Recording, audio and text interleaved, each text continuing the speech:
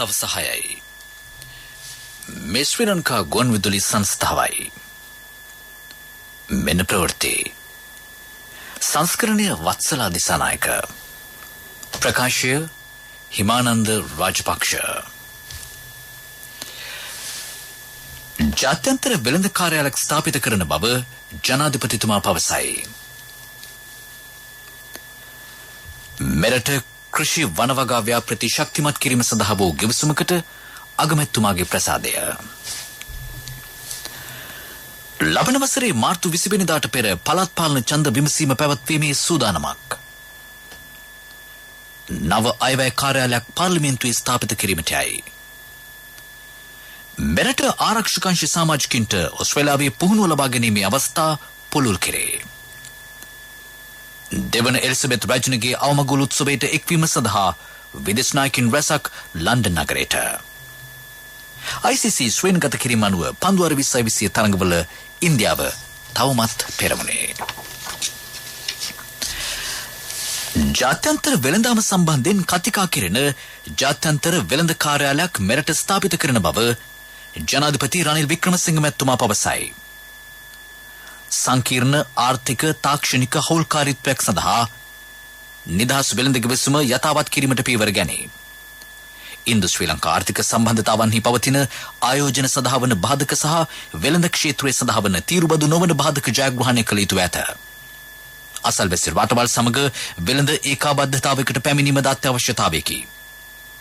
ශ්‍රී ලංකාව සහ ඉන්දියාව අතර එකඟතාවට පැමිණ ප්‍රමාද වූ ව්‍යාපෘති කඩිනම් කළ යුතු පවතී.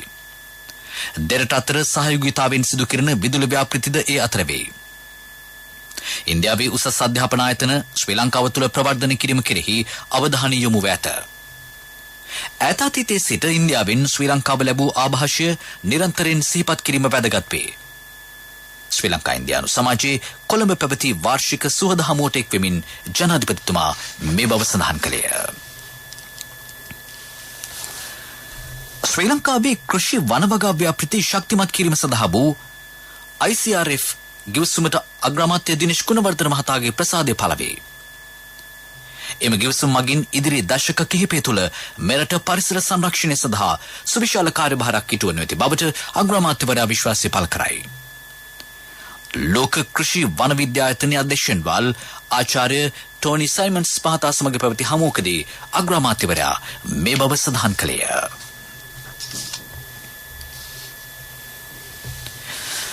ලබන වසරේ මාර්තු 20 වෙනිදාට පෙර පළාත් පාලන ඡන්ද විමසීම පවත්වන බව මැතිවරණ කොමිෂන් සභාවේ සභාපති නිමල්ජී පුංචිහේවා මහතා පවසයි. නව ඡන්දදායකින් ලෙස ලියාපදිංචි කරන පිරිසට ඡන්දය ලබා දීමේ අවකාශය සකස් කළ වෙගස ඡන්ද විමසීම පවත්වන දිනේ ප්‍රකාශයට පත් කෙරේ. ජංගම ඡන්ද මධ්‍යස්ථාන ස්ථාපිත කිරීම, බන්ධනාගාර මහරවහල් හා වෙළඳ කලාපාශ්‍රිතව ඡන්ද මධ්‍යස්ථාන පිහිටවීම යන ආදී කෙරෙහිද කොමිෂන් සභාවේ අවධානය යොමු වී තිබේ. මැතිවරණ ප්‍රචාර කටයුතු වල විධිමත් භාවය ඉවත් කිරීමට මැතිවරණ ප්‍රචාර කටයුතු වල අවිධිමත් භාවය ඉවත් කිරීමට අවශ්‍ය සැලසුම් කිහිපයක්ද ක්‍රියාවට නැංවීමට නියමිතයි. රාජ්‍ය දීපල අවභාවිතා කිරීම වළක්වාලීමෙන් කෙරෙහිද කොමිෂන් සභාවේ අවධානය යොමු කර ඇතැයි හෙතෙම වැඩිදුරටත් සඳහන් කරයි. නව අයවැය කාර්යාලයක් පාර්ලිමේන්තුවේ ස්ථාපිත කිරීමට යයි. නිවැරදි තොරතුරු ඍජුව ලබා ගනිමින් මූල්‍ය කටයුතු අධීක්ෂණය කිරීම එහි අරමුණ වේ. රාජ්‍ය මූල්‍ය පාලනය කෙරෙහි අවධානය යොමු කරමින් මෙම කාර්යාලය පිහිටවීමට නියමිතයි. ඊයේ පැවති විශේෂ මහජන සේවා වැඩසටහනකදී පාර්ලිමේන්තු මහලේකම් ධම්මික දසනායක මහතා සඳහන් කළේ නව කාර්ක සභා කිහිපයක් අලුතින් පිහිටවීමට නියමිත බවයි. මෝදුබඩ දුම්රිය මාර්ගයේ කොළඹ කොටුව සිට වැල්ලවත්ව දක්වා එක් මාර්ගයක පමණක් මේ වන විට දුම්රිය දහවනය කරන බව දුම්රිය පාලක මැදිරිය සඳහන් කරයි. ඒ හේතුවෙන් දුම්රිය දහවනයේදී ප්‍රමාදයක් සිදු විය හැකිය. වැල්ලවත්ත දුම්රිය ස්ථානයේ සිට සාමාන්‍ය පරිදි දුම්රිය දහවනය කරන බවද දුම්රිය පාලක මැදිරිය පවසයි. මේ ප්‍රවෘත්ති ප්‍රකාශය ශ්‍රී ලංකා ගුවන්විදුලි සංස්ථාවෙන්.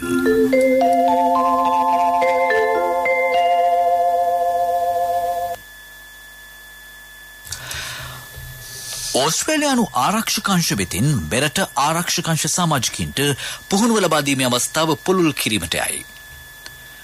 මෙරටට අලුතින් පත් වූ ඕස්ට්‍රේලියානු මහ කොමසාරිස් එච්.පෝල් ස්ටීවන්ස් හා ආරක්ෂක ලේකම් විශ්වාමික ජෙනරාල් කමල් ගුණරත්න මහත්වරු අතර අද පැවති හමුවකදී මේ බව අනාවරණය කෙරිණි.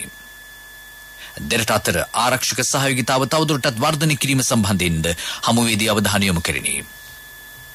ඕස්ට්‍රේලියාව සහ ශ්‍රී ලංකාව අතර ඒකාබද්ධ නාවික අභ්‍යාස පැවැත්වීම කෙරෙහිද දෙපාර්ශ්වයේ අවධානය යොමු කෙරිණි. නව විදේශ තානාපතිවරු දෙදෙනෙක් ජනාධිපති රනිල් වික්‍රමසිංහ මහතා වෙත සිය අක්‍රපත්‍ර බහර දෙති. නෙදර්ලන්තයේ සහ සෞදි අරාබි රාජ්‍ය වෙනුවෙන් මෙලෙස නව තානාපතිවරු අක්‍රපත්‍ර බහර දුන්හ.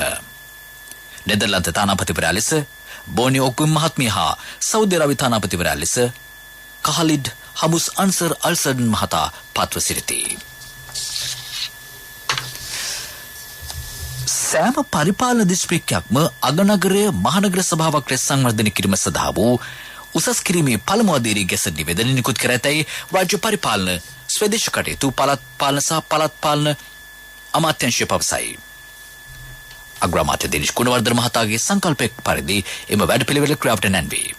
වවුනියාව, කළුතර, කෑගල්ල, පුත්තලම, ත්‍රිකුණාමලය, අම්පාර සහ මන්නාර මෙන නගර කේන්ද්‍ර කොට ගනිමින් මෙම මහනගර සභා ස්ථාපිත කරේ. අදාළ ගැසට් පත්‍රය ඉදිරියේදී නිකුත් කිරීමට නියමිතයි. වර්තමානයේ මෙරට මුහුණ දී ඇති ආර්ථික අර්බුදයට වගකිව යුතු පාර්ශ්ව සහ හේතු රැසක් ඇති බව ශ්‍රී ලංකා පොදුජන පෙරමුණ පෙන්වා දෙයි. එහිදී අදහස් දැක්වූ රාජ්‍ය අමාත්‍ය ඩී.බී. හේරත් මහතා ජනාධිපතිතුමා අගමැතිතුමා කුසගාර මැමැතිතුමා මූලිකත්වය අරගෙන පොහොර ටික දෙන්න කටයුතු කරනවා. පළවෙනි පියවර හැටියට පහුගිය යලකන්නේ අපිට රසායනික පොහොර ටිකක් දෙන්න පුළුවන් වුණා. ඊළඟට මහා කන්නේ දැන් එනවා. දැන් මහා කන්නේට අපි පොහොර දෙන්න අපි වගකීම බාර ගන්න ඕනේ. දැන් මහා කන්නේ සාමාන්‍ය වී වගාව පමණක් හෙක්ටයාර් ලක්ෂ 5කට වැඩි ප්‍රමාණයක් ලංකාවේ වගා කරන. ඒ වගා කරන අයට අපි පොහොර ටික දෙන්න අනිවාර්යයෙන්ම කටයුතු කරනවා. රජය මැදිහත් වෙලා ලෝක බැංකුව ආධාරය යටතේ බිලියන 55ක් වෙන් කරලා පොහොර අරගෙන එනවා. ඊට අමතරව ගත්තාම සහන ආධාර හැටියට අද විදේශීය සංවිධාන විසින් අපේ ගොවියන්ට නොමිලේ රසායනික පොහොර දෙන්න කටයුතු කරන අවස්ථාවල් තියෙනවා. එනිසා සියලුම පහසුකම් යටතේ අපිට පුළුවන් කඩාවැටිච්ච කුසිකර්මාන්තේ ඊගාව මහ කන්න වෙනකොට ශක්තිමත්ව ගොඩනගන්න. එතකොට ආහාර ප්‍රශ්නේ අපිට විසඳන්න පුළුවන්. ආහාර ප්‍රශ්නයක් එන්නේ නැහැ. ප්‍රමුඛ පුවත ඔබ වෙත ගෙනෙන්නේ සෑම ගෙදරකම සිටිය යුතු වෙද මහත්මයා සිද්ධාලේප. ඔක්ටේන් 92 පෙට්‍රල් මෙට්‍රික් ටන් 37000ක් ගොඩබෑම අද සිට සිදු කෙරෙන බව අමාත්‍ය කාංචන විජේසේකර මහතා කියයි. බොරතෙල් මෙට්‍රික් ටන් ලක්ෂයක්ද ගොඩබෑම අද සිට සිදු කෙරේ. දින කිහිපයකට පෙර ගොඩබෑම ආරම්භ කළ මෙට්‍රික් ටන් 40000ක ඩීසල් තොගය ගොඩබෑමෙන් කටයුතු හෙට උදෑසන අවසන් වීමට නියමිතයි. තවත් මෙට්‍රික් ටන් 40000ක ඩීසල් තොගයක් ගෙවීම් කිරීමෙන් පසු නිකුත් කිරීමට නියමිත වෙතයිද අමාත්‍යවරයා ප්‍රකාශ කරයි. ප්‍රමුඛ පුවත ඔබ වෙත ගෙන ආවේ සෑම ගෙදරකම සිටිය යුතු වෙද මහත්මයා සිද්ධාලේප. ශක්ති හඬ අවධානය පිණිසයි. අයලේ සැරිසරන බලලුන් හා සුනකින් නිසා ජනතාව අසීරුතාවට පත්වන අවස්ථා තවමත් වාර්තා වේ. සපාකෑම් සහ මල අපද්‍රව්‍ය නිසා පරිසරය අපිරිසුදු වීම වැටළු ගැටලු අතර ප්‍රධාන වේ. මෙරටින් වාර්තා වන ජල බිහිතිකා රෝගීන් සංඛ්‍යාවද සැලකිය යුතු මට්ටමක පවතී. පළාත් පාලන ආයතනවලට මෙම ගැටලුව විසඳීම සඳහා ගත හැකි ක්‍රියාමාර්ග කිහිපයක්ම පවතී. එම ආයතනවල නිලධාරීන්ගේ අවධානයට මෙම ගැටලුව යොමු වීම වැදගත් බව ජනතාව පෙන්වා දෙති. විදෙස් පුවත්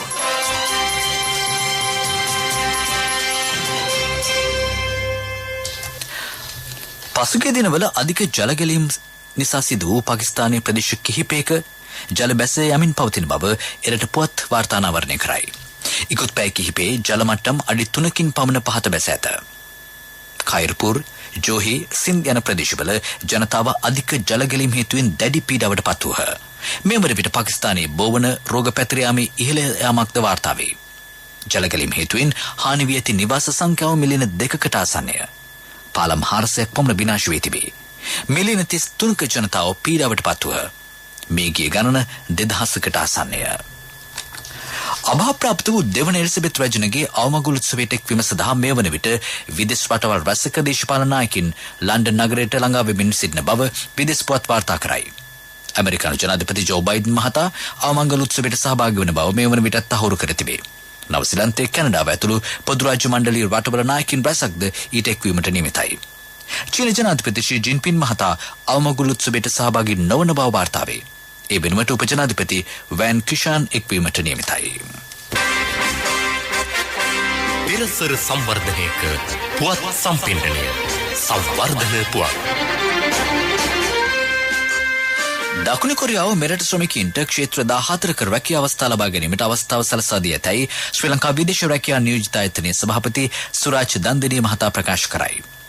එම රැකියා අවස්ථා සඳහා මෙරට ශ්‍රමිකයින් සම්බන්ධ වූහොත් ලැබෙන ආදායම ඇමරිකන් ඩොලර් මිලියන 40කට ආසන්න වේ. එම ශ්‍රමිකයින්ට වසර 3කින් පසු එරට පුරවැසි භාවයත් වසර 5කින් පසු තම යැපෙන්නන් එරටට ගෙන්වා ගැනීමේ අවස්ථාවද හිමිවන බව හෙතෙම පවසයි. කොරියා ජනරාජ්‍ය ශේෂ්ඨ 14කට ඕපනින්ග්ස් කරලා තියෙනවා. ඒකෙන් දැනට ලංකාවට ලැබිලා තියෙන්නේ වෙල්ඩර්ස්ලා විතරයි. මේ වෙල්ඩර්ස්ලා ගන්නේ එහෙ නැව් වලට. නැව් හදන්න තමයි වෙල්ඩර්ස්ලා ගන්නෙ. කොරියා රජය ඒ රටේ ඉන්න සුළු සහ මධ්‍යම ප්‍රමාණයේ ව්‍යාපාරිකයන්ට මේක බෙදලා දීලා තියෙනවා. එතකොට මේ සුළු සහ මධ්‍යම ප්‍රමාණයේ ව්‍යාපාරිකයෝ 10,000ක් විතර තියෙනවා. එතකොට මේ හැම ව්‍යාපාරිකයෙක්ම අපේ වෙල්ඩර්ස්ලා 5 දෙනෙක් 10 දෙනෙක් 15 දෙනෙක් වගේ ගන්නවා. එතකොට ලංකාවේ දැනට ඒකට සුදුසුකම් තියෙන ඒගොල්ලන් මම හිතන්නේ 200-300ක් විතරයි එන්නේ. ඒකට අවශ්‍ය වෙනවා FCAW කියන සර්ටිෆිකට් එක. FCAW සර්ටිෆිකට් එක දැනට නැති අයට අපි පුහුණු කරන්න බලාපොරොත්තු වෙනවා. ක්‍රීඩා පුවත් ඔබ වෙත ගෙන එන්නේ බැඳීම් සමුදායකින් පොහොසත් සම්පත් බැංකුව හෙට දින එළිය කරයි. ICC ශ්‍රේණිගත කිරීම අනුව මේ වන විට ක්‍රිකට් කණ්ඩායම අතර ඉන්දියානු කණ්ඩායම ප්‍රථම ස්ථානයේ පසු වේ. දෙවන ස්ථානය හිමි කරගෙන ඇත්තේ එංගලන්තයයි. දකුණු අප්‍රිකානු පිළ තෙවන ස්ථානයේ පසු වේ. පන්දුවර 20 පිතිකරුවන් අතර ප්‍රථම ස්ථානයේ පසු වන්නේ පාකිස්තානයේ මොහමඩ් රිස්වාන්ය. දකුණු අප්‍රිකාවේ ඒඩන් කැමරන් දෙවන ස්ථානයේ පසු වේ. දෙවන ස්ථානයේ හිමි වී ඇත්තේ පාකිස්තානයේ බාබර් අසම්ටය. ව්‍යාපාරික පුවත් ඔබ වෙත ගෙන එන්නේ NSB වෙතින් අඩුම කාලෙන් වැඩිම පොලිය. ඔබ වෙනුවෙන්ම සැප්තැම්බර් 30 තෙක් දීර්ඝ කළා. ඔබේ කෙටි කාලීන ඉතුරුම් තැන්පතුවට මාස 3න් 20%ක මාස 7න් 22%ක ආකර්ශනීය පොලියක්. ළඟම NSB ශාඛාවට හෝ ප්‍රධාන තැපැල් කාර්යාලයට අදම එන්න. 100% රාජ්‍ය ආරක්ෂාව සහිත එකම බැංකුව NSB.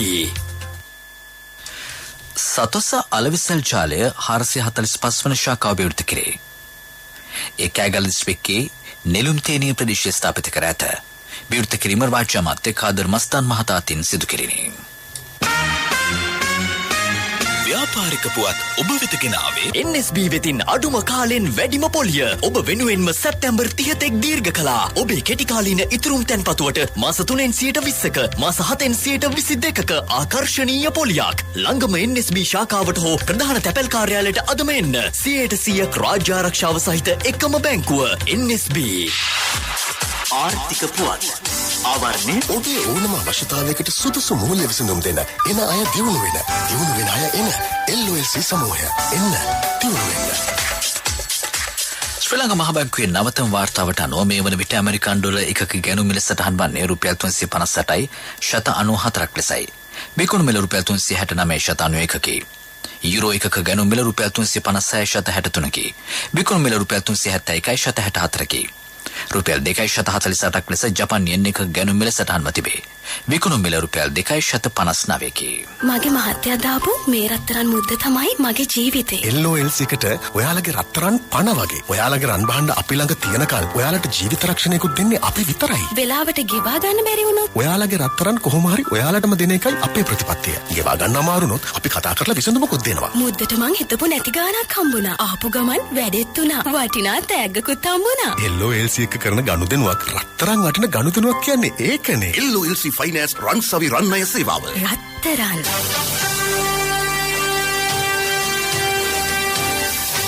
කාලගුණ වාර්තාව. බස්නාහිර සහ සබරගම් පළාත්වලත් මහනුවර නෝරෙලිය ගාල්ල සහ මාතර දිස්ත්‍රික්කවලත් වැසි ස්වල්පයක් ඇතිවන බව කාලගුණ විද්‍යා දෙපාර්තමේන්තුව නිවේදනය කරයි. දෙවෙනි සෙසු ප්‍රදේශවල වැසි රහිත කාලගුණයක් පවතී. ප්‍රවෘත්ති අවසන් කිරීමට යලි සිරස්තල. ජාත්‍යන්තර වෙළඳ කාර්යාලයක් ස්ථාපිත කරන බව ජනාධිපතිතුමා පවසයි. මෙරට කෘෂි වන වගා ව්‍යාපෘති ශක්තිමත් කිරීම සඳහා වූ ගෙබසුමකට අගමැතිතුමාගේ ප්‍රසාදය. ලබන වසරේ මාර්තු 20 වෙනිදාට පෙර පළාත් පාලන ඡන්ද විමසීම පැවැත්වීමේ සූදානමක්. නව අයවැය කාර්යාලයක් පාර්ලිමේන්තුවේ ස්ථාපිත කිරීමට යයි. මෙරට ආරක්ෂක අංශ සමාජිකින්ට ඔස්ට්‍රේලියාවේ පුහුණුව ලබා ගැනීමේ අවස්ථාව පුළුල් කෙරේ. දෙවන එලිසබෙත් රජුගේ අවමගුල් සොබේට එක්වීම සඳහා විදේශ නායකින් රැසක් ලන්ඩන් නගරයට. ICC ශ්‍රේණිගත කිරීම අනුව පන්දුවර 2020 තරඟවල ඉන්දියාව තවමත් පෙරමුණේ. අපගේ මීළඟ ප්‍රධාන ප්‍රවෘත්ති ප්‍රකාශය රාත්‍රී 9ට බලාපොරොත්තු වන්න. සන්ධ්‍යා ප්‍රවෘත්ති මින් සමාප්තයි.